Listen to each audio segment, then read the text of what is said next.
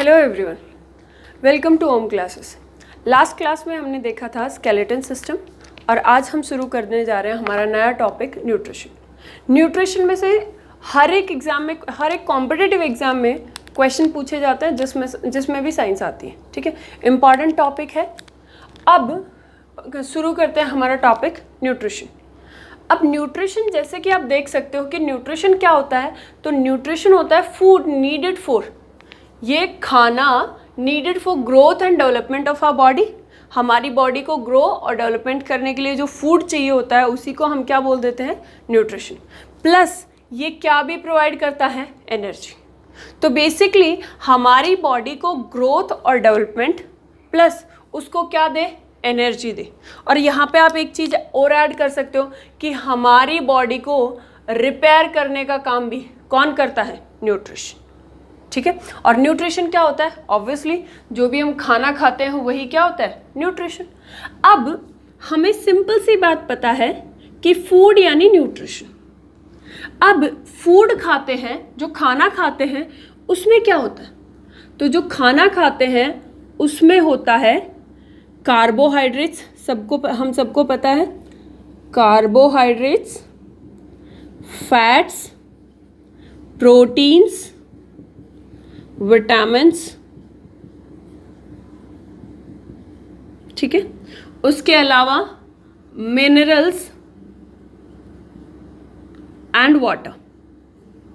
ठीक है, ये ब्रॉडली सबको पता है कि फूड यानी ये सारी चीज़ें उसमें मिलेंगी।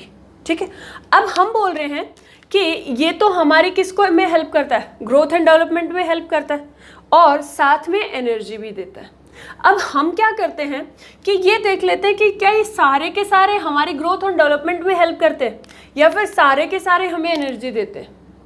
तो सिंपल सी बात समझनी है और ये पूछा हुआ क्वेश्चन है कि कार्बोहाइड्रेट्स, फैट्स और प्रोटीन ये हमें देते हैं एनर्जी। इसके अलावा क्या कोई बाकी बॉडी को ग्रो करने में हेल्प नहीं करते? करते हैं, बॉडी को ग्रो करने में हेल्प करते हैं। जैसे कि जब हम बॉडी बिल्डिंग करने के लिए जिम विम जाते हैं तो उसमें क्या खाते हैं, प्रोटीन पाउडर्स। तो ऑब्वियसली वो क्या करता है, हमारी बॉडी को ग्रो करता है।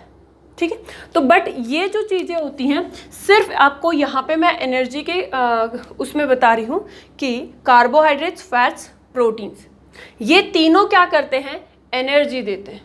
बॉडी को बिल्ड करने में, ग्रोथ करने में सारे के सारे हेल्प करते हैं, बट एनर्जी सिर्फ कौन से देते हैं, ये तीन, कार्बोहाइड्रेट्स, फैट्स एंड प्रोटीन्स।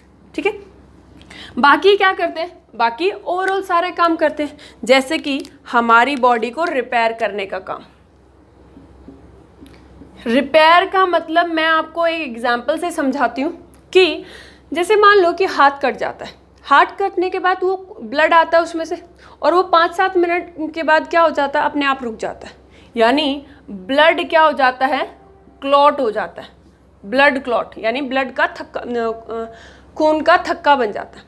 अब ये ब्लड क्लॉट होता है, इस ब्लड क्लॉट को होने के लिए एक विटामिन की ज़रूरत होती है और वो कौन होता है, विटामिन के।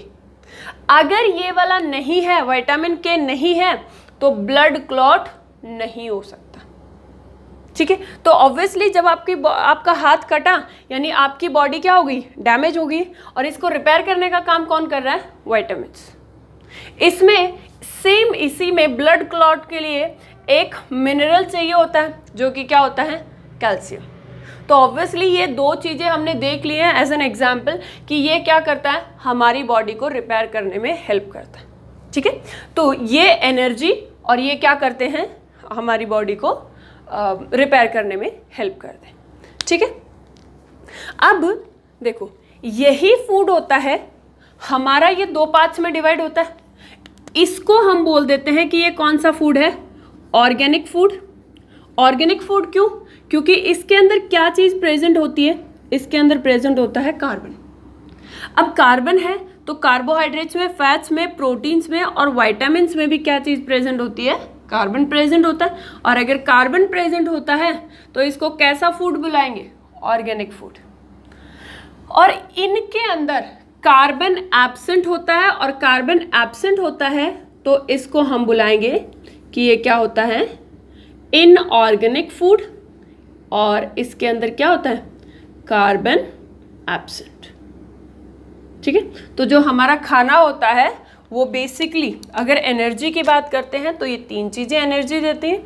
वैसे ये ऑर्गेनिक और इनऑर्गेनिक 2 पार्ट्स में डिवाइड होता है। कार्बन कंटेनिंग, या तो कार्बन रहेगा या कार्बन नहीं रहेगा।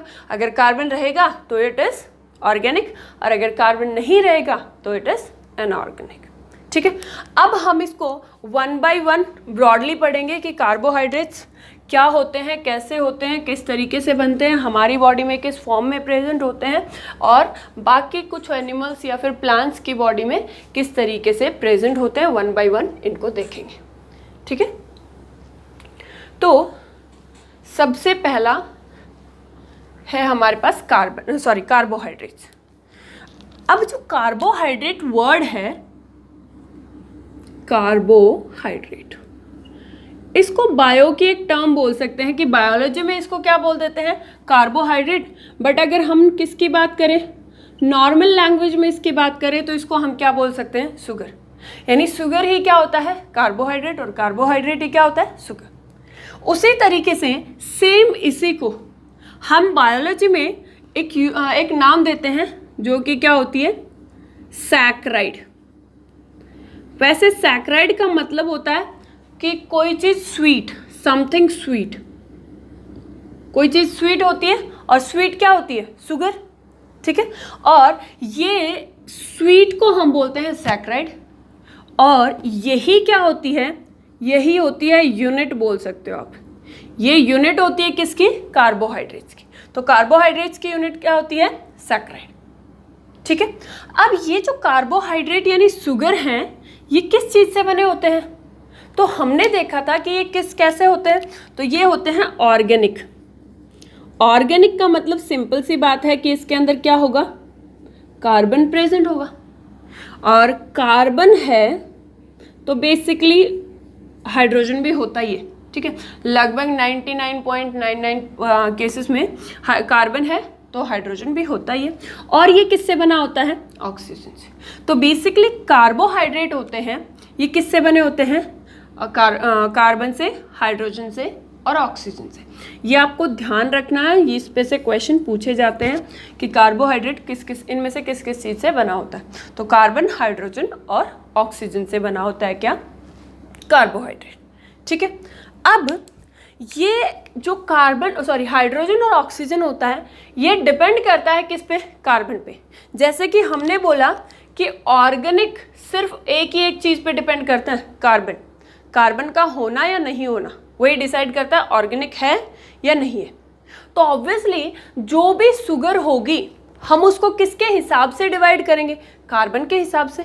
ठीक है, तो अगर किसी शुगर के अंदर 3 कार्बन है, 2 कार्बन नहीं हो सकते हैं। क्यों, क्योंकि 2 कोई रिंग नहीं बना सकता है, और ये जो कार्बोहाइड्रेट्स होते हैं ये एक रिंग स्ट्रक्चर में प्रेजेंट होते हैं। तो सबसे कम जो कार्बन एक रिंग बनाने के लिए चाहिए होंगे वो 3 कार्बन, और इसीलिए जिस भी शुगर के अंदर 3 कार्बन होते हैं उस शुगर को हम बोलते हैं ट्रायोस। अब आपको ये याद रखना है नहीं रखना है वो आपकी मर्जी, बट यहाँ पे आपको एक चीज़ याद रखनी है कि जो भी 3 कार्बन होती हैं उसका एक एग्जाम्पल है, और वो क्या है, तो उसका एग्जाम्पल होता है ग्लिसरैल्डिहाइड।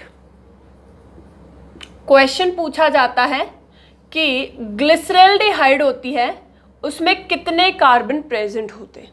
तो सबसे पहला कि उसके अंदर कितने कार्बन होते हैं, 3 कार्बन। दूसरा, ग्लिसरैल्डिहाइड क्या होता है, तो ग्लिसरैल्डिहाइड एक कार्बोहाइड्रेट होता है। सिंपल से क्वेश्चन पूछे जाते हैं। ठीक है, तो 3 कार्बन यानी ट्रायोस। ट्रायोस आप बेसिकली याद रहने दो, कोई ज़रूरी नहीं है, क्योंकि यहाँ पे एक में वर्ड याद रखना है वो मैं आपको बता दूंगी। अगर आपको पढ़ना है तो मैं ये मेंशन कर देती हूँ, मेंशन कर लो, बाकी इसकी ज़रूरत नहीं है। ठीक है, बट ये ध्यान रखना है 3 कार्बन यानी ग्लिसरैल्डिहाइड। 4 कार्बन का भी होता है, उसको हम बोलते हैं टेट्रोस, बट उसको पढ़ने की बिल्कुल ज़रूरत नहीं है। अगला है 5 कार्बन, इम्पॉर्टेंट है। ठीक है, 5 कार्बन, इसका मतलब पेंटोस, मैं वापस बोल रही हूँ पेंटोस जरूरी नहीं है पढ़ना, ठीक है। और पेंटोस के एग्जाम्पल पढ़ने, तो पेंटोस देखो 3 कार्बन यानी ट्रायोस के एग्जाम्पल क्या हो गया, ग्लिसरॉल्डिहाइड। ग्लिसरॉल्डिहाइड क्या होता है, 3 कार्बन से बना होता है और क्या होता है, एक सुगर। यहाँ पे कार्बन जो 5 कार्बन होते हैं वो क्या है, पेंटोस। और पेंटोस के एग्जाम्पल हैं राइबोस सुगर और डीऑक्सी राइबोस सुगर। राइबोस ये भी क्या है, ऑब्वियसली शुगर है, अगर कार्बोहाइड्रेट्स पढ़ रहे हैं तो शुगर ही होगी। अब राइबोस कहाँ पे, राइबोस शुगर कहाँ प्रेजेंट होती है, तो राइबोस शुगर प्रेजेंट होती है आरएनए में, जेनेटिक मटेरियल आरएनए में। लोअर ऑर्गेनिजम्स का, कुछ बैक्टीरियाज का जो जेनेटिक मटेरियल होता है वो क्या होता है, आरएनए। और ये क्या होता है, ये डीऑक्सीराइबोस शुगर। तो डीऑक्सीराइबोस शुगर प्रेजेंट होती है किसमें, डीएनए में, यानी हमारे जेनेटिक मटेरियल में। अब एक छोटी सी चीज देखो, ये हमारे पास क्या है, सेल। इस सेल के अंदर क्या है, न्यूक्लियस। और न्यूक्लियस के अंदर क्या होता है, तो न्यूक्लियस के अंदर डीएनए होता है। तो अगर इसमें क्वेश्चन ये पूछूं कि न्यूक्लियस के अंदर कौन सी शुगर होती है, तो न्यूक्लियस के अंदर भी पेंटोस यानी कौन सी, डीऑक्सीराइबोस शुगर होती है। ये आपको ध्यान रखना है, ठीक है। और वैसे तो डीएनए कहाँ पे प्रेजेंट होता है, यहाँ पे मेंशन ही कर देती हूँ, न्यूक्लियस में प्रेजेंट होता है। तो न्यूक्लियस में जो शुगर होती है वो कौन सी शुगर होती है, डीऑक्सीराइबोस, और ये लोअर ऑर्गेनिजम्स में राइबोस शुगर, ठीक है। हाँ, इसके बाद हमारे पास जो इम्पॉर्टेंट है वो है 6 कार्बन। तो जो 6 कार्बन होता है वो हम सबको पता है, 6 यानी hexose carbon, sorry hexose sugar. अब ये जो हेक्सोस शुगर होती है ये कहाँ प्रेजेंट होती है, तो अभी के लिए इसका एग्जाम्पल लिखो ग्लूकोज, बट बहुत सारे एग्जाम्पल्स पढ़ेंगे किसके, इसके। जो मेन है आज के टॉपिक में कार्बोहाइड्रेट्स में वो होता है 6 कार्बन। क्यों, क्योंकि यही जो कार्बन होता है, यही 6 कार्बन की जो शुगर होती है वही हमारी डेली लाइफ में, डे टू डे लाइफ में हम यूज़ करते हैं। और हर एक कॉम्पिटिटिव एग्जाम में जो क्वेश्चंस पूछे जाते हैं वो सिर्फ उन्हीं चीज़ों पे पूछे जाते हैं जो हम डेली लाइफ में यूज़ करते हैं, ठीक है। तो अभी के लिए यहाँ पे एग्जाम्पल के लिए मेंशन करो ग्लूकोज, जो जिसके पास क्या होते हैं 6 कार्बन, और जो हम सबको मालूम है 7 कार्बन भी होता है, ठीक है, हेप्टोस, बट रिक्वायरमेंट नहीं है।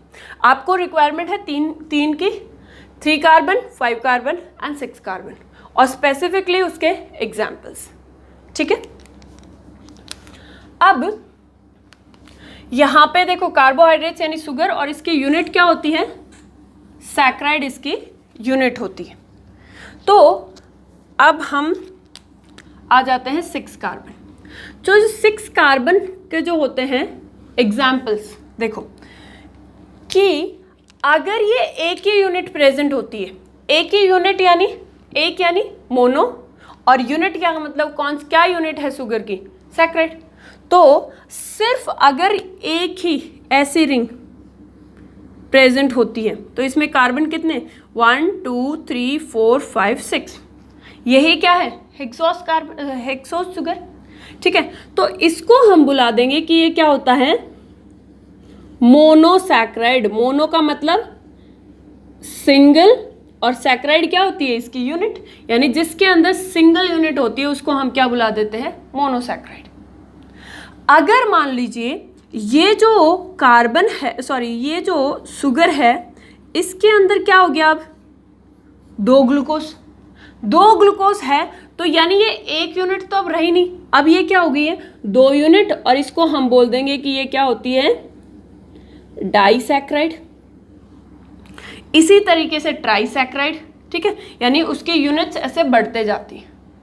अब यहाँ पे आपको ध्यान देने वाली बात यह है कि जब एक शुगर का मॉलिक्यूल यानी एक ग्लूकोज दूसरी ग्लूकोज या फिर दूसरी किसी मोनोसैकराइड से मिक्स जॉइंट होती है तो वो होती किस तरीके से, तो ये मानो आपके पास एक शुगर है, शुगर यानी ये वाला जो स्ट्रक्चर है वो मैं इसे राउंड बना रही हूँ, उसमें बहुत टाइम लगता है, ठीक है। तो ये क्या है, मान लीजिए एक ग्लूकोज का मॉलिक्यूल है, यानी ये क्या है, एक मोनोसैक्राइड है। अब ये जो मोनोसैक्राइड है ये ज्वाइंट हो चुकी है किससे, एक दूसरे मोनोसैक्राइड से। ये ग्लूकोज भी हो सकता है, बाकी कुछ भी हो सकता है, ठीक है। ये मान लो आप फ्रुक्टोज मान लो, ठीक है। बट ये यहाँ पे क्या बना लिया है, एक बॉन्ड बना लिया है। और इम्पॉर्टेंटली अब आपको ये याद रखना है कि इस बॉन्ड को नाम देते हैं तो वो क्या होता है, ग्लाइकोसिडिक बॉन्ड।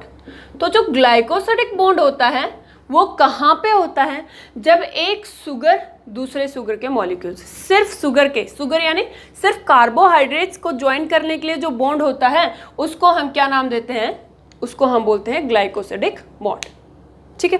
इस तरीके से यहाँ पे ये क्या बन गया, मोनोसैक्राइड या डाइसैक्राइड। जब तक ये बॉन्ड नहीं बना था तब तक ये भी मोनोसैक्राइड और ये भी मोनोसैक्राइड, बट जैसे ये ज्वाइन हो गई तो ये क्या हो गई, डाइसैक्राइड। अब अगर मैं ऐसे बोलूं कि ये क्या है, तो आप ये बोल सकते हो कि ये ट्राइसैक्राइड है, ठीक है। या फिर इसको ट्राइसैक्राइड नाम नहीं देते, अगर एक कोई यूनिट है, सिंगल यूनिट है, यानी 1 यूनिट यानी मोनोसैक्राइड, 2 यूनिट यानी डाइसैक्राइड, और 3 से 7 यूनिट जिसमें भी होती हैं, इस तरीके से आगे जैसे 4, तो ये क्या कहलाएंगी, तो इसको हम बोलते हैं ओलिगोसैक्राइड। ओलिगोसैक्राइड, ठीक है।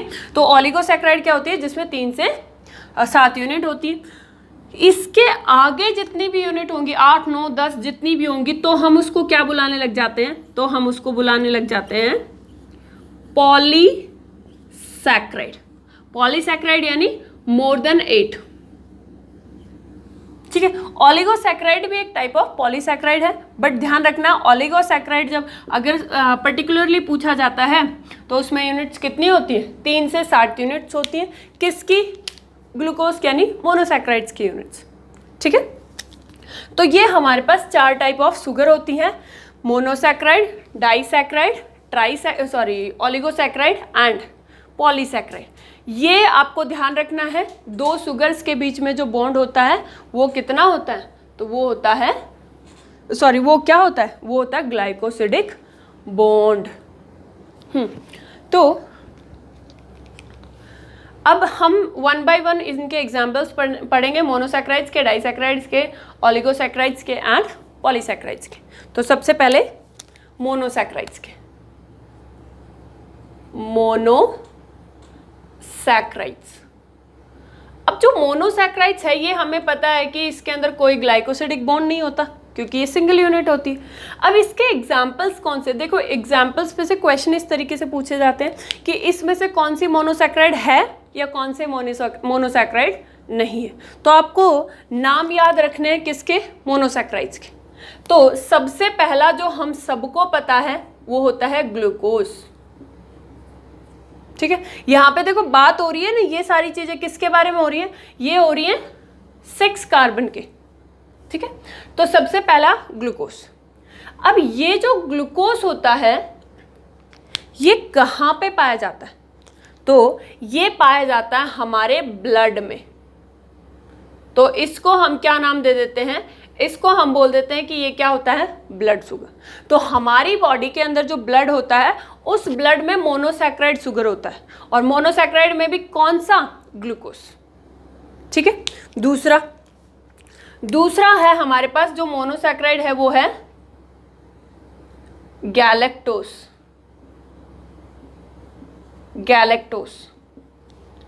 ठीक है। ये जो गैलेक्टोस होता है ये प्रेजेंट होता है किसमें, मिल्क में। ऐसा इसका कुछ वो नहीं है, बट ये प्रेजेंट होता है किसमें, मिल्क में प्रेजेंट होता है, वो हम देखेंगे। वैसे हम मिल्क में क्या बोलते हैं कि इसके अंदर क्या होता है, इसके अंदर होता है लैक्टोस, करेक्ट है। बट लैक्टोस किससे बना होता है, गैलेक्टोस से बना होता है। तो ये आपको मिल्क शुगर नहीं लिखनी है, बट अगर क्वेश्चन पूछा जाता है इसमें से कौन से में गैलेक्टोज प्रेजेंट होता है, तो मिल्क में गैलेक्टोज प्रेजेंट होता है। ठीक है, नेक्स्ट है हमारे पास थर्ड शुगर, जो कि क्या होती है, फ्रक्टोज। तो ये जो फ्रक्टोज शुगर होती है ये फ्रूट्स में पाई जाती है, बट हम फ्रूट्स के लिए तो बोलते हैं कि ये इसमें सुक्रोज भी पाई जाती है, करेक्ट है। बट शुगर केन होता है, गन्ना होता है, उसमें क्या प्रेजेंट होती है, तो शुगर केन में प्रेजेंट होती है फ्रक्टोज। और ये सबसे स्वीटेस्ट नेचुरल शुगर है। स्वीटेस्ट नेचुरल शुगर कौन सी होती है, तो स्वीटेस्ट नेचुरल शुगर होती है फ्रक्टोज। ठीक है, ये तीन चीज याद रखनी है आपको, किसके अंडर, मोनोसैक्राइड्स के अंडर। ठीक है, हाँ। मैं इसको रब कर रही हूं और अब हम पढ़ेंगे डाइसैक्राइड्स और उसके एग्जाम्पल्स। तो जो डाइसैक्राइड्स होती हैं वो कौन कौन सी होती है, तो डाइसैक्राइड, और डाइसैक्राइड कौन होती है, सबसे पहला लैक्टोज। अब लैक्टोज में आपको दो चीज इंपॉर्टेंटली याद रखनी है कि ये जो लैक्टोज होता है वो किस किस से बना होता है।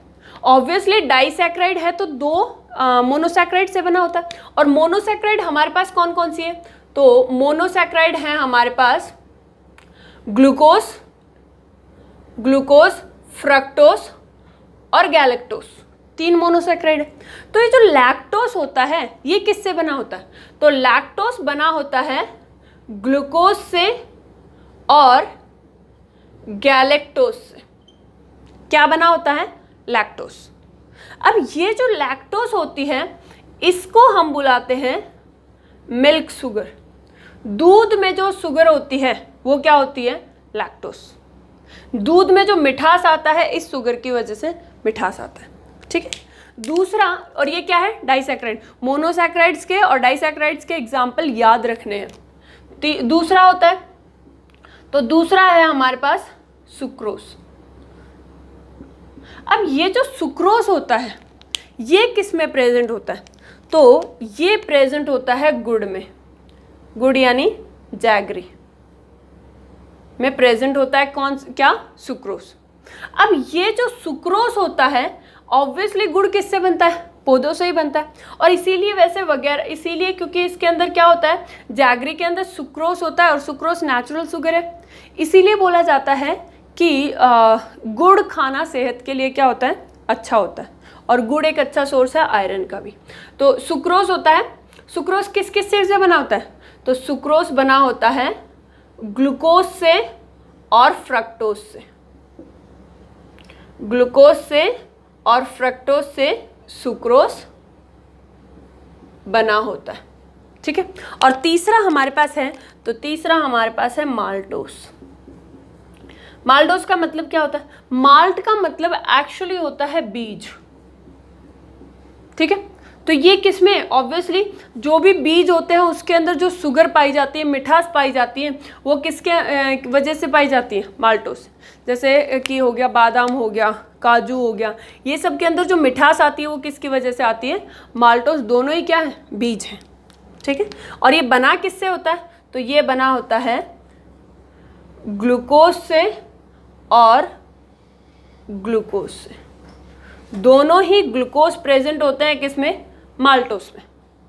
ठीक है, अच्छा, ये सबसे ज़्यादा पाया जाता है माल्टोज, सबसे ज़्यादा किस में पाया जाता है, आलमंड यानी बादाम में सबसे ज़्यादा माल्टोज शुगर पाया जाता है। ठीक है, ये हमारे पास तीन हो गए डाइसैक्राइड, तीन ही हमने पढ़े थे मोनोसैक्राइड, और तीन ही हमारे पास क्या है, डाइसैक्राइड। ठीक है, एक हम ट्रायोस का एग्जाम्पल पढ़ेंगे जिसके अंदर तीन, यानी वो किसका एग्जाम्पल है, ओलिगोसैक्राइड का। ओलिगोसैक्राइड का, और ये याद रखना है, तीसरा है हमारे पास ओलिगोसैक्राइड। तो ओलिगोसैक्राइड के लिए एक एग्जाम्पल याद रखना है, और वो होता है रेफिनोस। तो जो रेफिनोस होता है वो किस चीज से बना होता है? तो raffinose glucose plus fructose plus galactose, तीनों ही मोनोसैक्राइड मिलके क्या बनाती हैं? रेफिनोस। और ये कितना है? 3, यानी ट्रायोस नहीं होती, मतलब 3 मॉलिक्यूल से, 3 यूनिट से बनी होती है कौन? रेफिनोस, जो कि क्या है? ऑलिगोसैक्राइड होती है। ठीक है, और ये ध्यान इसलिए रखना है क्योंकि अलग अलग यूनिट से, तीनों ही अलग अलग मोनोसैक्राइड से, 3 मोनोसैक्राइड से हम तीनों से ही बनी होती है। और ये क्या कौन सी होती है? रेफिनोस। और रेफिनोस क्या होती है? तो रेफिनोस होती है शुगर। अब आ जाते हैं जो सबसे इम्पॉर्टेंट है, और वो होता है हमारे पास पॉलीसैक्राइड।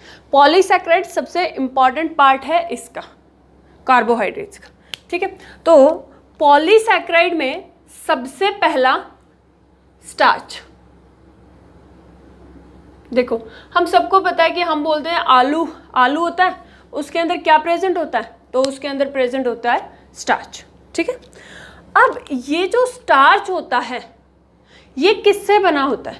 तो ऑब्वियसली ग्लूकोज से बना होता है स्टार्च। ग्लूकोज से क्या बना होता है? स्टार्च। बट कितनी यूनिट्स? 1, 2, 10, 15? तो मोर देन 7 यूनिट्स। और ये कितनी हो सकती हैं? ये थाउजेंड्स भी हो सकती हैं। ठीक है, उसको हम बोलते हैं कि ये क्या होता है? स्टार्च।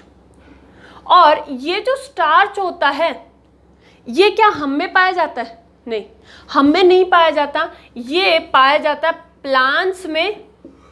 और कैसा? Food storage. तो प्लांट्स के अंदर जो फूड स्टोरेज होता है वो किस फॉर्म में होता है?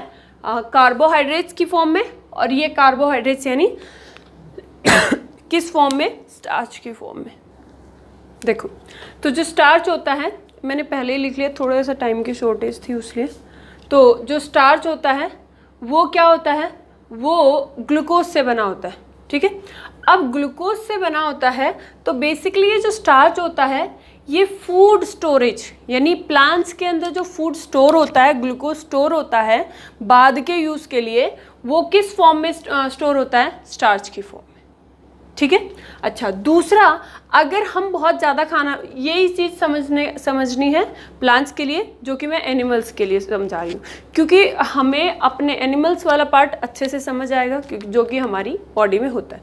तो होता क्या है कि अगर हमने बहुत ज़्यादा खाना खा लिया, ग्लूकोज खा लिया, तो वो ग्लूकोज पूरा तो यूज़ हो नहीं रहा है। अगर पूरा यूज़ नहीं हो रहा है तो ये जो ग्लूकोज है, ग्लूकोज होता है वो किस में कन्वर्ट हो जाता है? तो वो कन्वर्ट हो जाता है ग्लाइकोजन में। ठीक है, और स्टोर हो जाता है कहाँ पे? लीवर में और मसल्स में। ठीक है, और जब बाद में हम ग्लूकोज, अगर हमारी बॉडी को एनर्जी चाहिए होगी तो वो किससे लेगी? ग्लूकोज से। और फिर वो क्या करेगा? ये ग्लाइकोजन वापस से किस में कन्वर्ट होगा? ग्लूकोज में, और फिर हमको एनर्जी देगा। तो बेसिकली ये जो ग्लाइकोजन होता है ये फ्यूचर यूज़ के लिए जो फूड स्टोरेज होता है वो होता है, बट किस में होता है? एनिमल्स में। सेम चीज़ होती है प्लांट्स में, और किस फॉर्म में? स्टार्च की फॉर्म में। ठीक है, काइटिन भी एक टाइप ऑफ शुगर है जो कि कहाँ पे प्रेजेंट होती है? Cell wall of fungi. Repeatedly पूछा जाता है ये क्वेश्चन कि फंगई होती है, उसके अंदर क्या प्रेजेंट होता है? तो फंगई होती है, उसके अंदर शुगर प्रेजेंट होती है, एक शुगर जो कौन सी होती है? काइटिन। ठीक है, और दूसरा आर्थ्रोपोड्स के एक्सोस्केलेटन पे। तो जो ब्राउन कलर होती है ना, ब्राउन कलर किस पे? जैसे कॉकरोच वॉकरोच पे जो ब्राउन ऊपर की जो स्किन होती है, मतलब लेयर होती है, वो बहुत ज़्यादा शाइनी होती है, देखी होगी आपने। और वो किसकी वजह से होती है? काइटिन की वजह से। तो काइटिन कहाँ पे प्रेजेंट होता है? आर्थ्रोपोड्स के एक्सोस्केलेटन पे भी प्रेजेंट होता है। सबसे इम्पॉर्टेंट जो कि है सेलुलोस। सेलुलोस होता है वो प्लांट्स में, हम देखते हैं कि सेलुलोस क्या करता है? किसी चीज़ को टफनेस प्रोवाइड करता है। तो टफनेस प्रोवाइड करता है, यानी प्लांट्स के अंदर जो स्ट्रक्चर बनाने का काम करता है वो कौन करता है? Mainly cellulose. जो स्ट्रॉन्ग बनाता है, स्ट्रेंथ मतलब रिजिडिटी जो इसको देता है, वो कौन करता है? सेलुलोस। उसके बाद सेलुलोस एसीटेट है। अब ये जो सेलुलोस एसीटेट होता है, आपने देखा होगा गाड़ियों के जो व्हीकल्स के जो आगे के शीशे होते हैं, ग्लास होते हैं, वो ग्लास टूटने के बाद भी उसके पीसेस नीचे नहीं जाते। किस वजह से नहीं जाते? क्योंकि वो ग्लासेस किससे बने होते हैं? सेलुलोस एसीटेट से। अगर वो ग्लासेस, जो भी ग्लासेस सेलुलोस एसीटेट से बनते हैं, तो ब्रेक होने के बाद भी उसके पीसेस नीचे नहीं गिरते। यानी ये ऐसा ग्लास बनाने के यूज़ में होता है जो कि अनशैटर्ड होता है। ठीक है, मतलब उसको बिखेरा नहीं, उसके पीसेस को बिखेरा नहीं जा सकता। ठीक है, अगला आता है सेलुलोस नाइट्रेट। ये यूज़ होता है एक्सप्लोसिव्स बनाने में। बॉम्ब सब होते हैं ना, उसमें उन एक्सप्लोसिव्स को बनाने में क्या यूज़ होता है? Cellulose nitrate. ठीक है, और जो रेयान क्या होता है? सिल्क के जैसा। ठीक है, एग्जैक्ट सिल्क नहीं होता है, सिल्क क्योंकि बहुत महंगा होता है, तो उसकी जगह पे सिल्क जैसी ही क्वालिटी वाली जो चीज़ होती है, शाइन करने वाली, बहुत ज़्यादा सॉफ्ट, वो क्या होता है? रेयान। और ये बनाया जाता है किससे? सेलुलोस और बेस यानी कोई चीज़ एल्कलाइन, एसिडिक बेसिक पता है ना, एल्कलाइन, तो वो बेस होता है। जब इन दोनों को मिक्स किया जाता है तो वो क्या भी बनाने में हेल्प करता है? रेयॉन भी। क्वेश्चन पूछा हुआ है कि इनमें से कौन से में सेलुलोस प्रेजेंट होता है, तो रेयॉन में क्या प्रेजेंट होता है? सेलुलोस। ठीक है, नेक्स्ट इज इंसुलिन। हम सबको पता है इंसुलिन क्या होता है, तो इंसुलिन एक हार्मोन होता है, और वो हार्मोन किससे बना होता है? Fructose, polysaccharide of fructose. अब ये पॉलीसैकेराइड ऑफ फ्रुक्टोज से बना होता है कौन? इंसुलिन। तो इंसुलिन क्या होता है? एक कार्बोहाइड्रेट होता है। ठीक है, और एक अगार अगार जेल जो कि क्या होता है? पॉलीसैकेराइड। किस चीज़ का? गैलेक्टोस।